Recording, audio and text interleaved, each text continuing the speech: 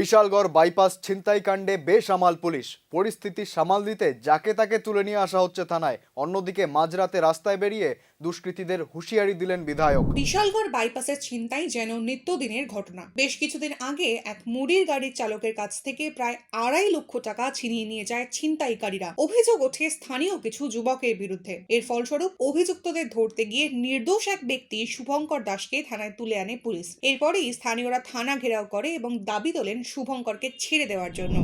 ঘটনা হয়েছে কিছুদিন আগে বিশালগড় বাইপাসে একটা ছিনতাই ঘটনা হয়েছে।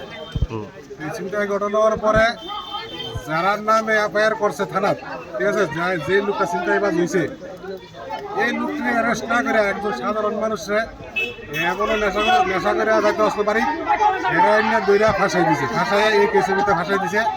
আর যারা মূল আসামি তারা বুক খোলা চলতেছে, বাজারে বন্ধুরা যেগুলো বাইপাসে চলতেছে তারা অ্যারেস্ট করে না। আমরা পাড়ার সবাই মিললে একজন আসামিরে ধরে দিচ্ছি পুলিশের হাতে।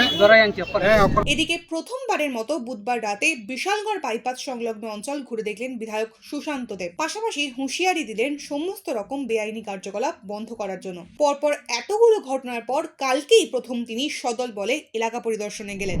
আমরা বিধায়কের বদনাম হোক, আমরা চাই ভয়মুক্ত পরিবেশ। আমার কথা হইলো এখানে তো ব্যাপার হইলো এইটা তো বিশাল করে স্বপ্ন এই বাইপাস একদম এটা অনেক দিক দিয়ে লাভ হয়েছে বিশাল করে মানুষ।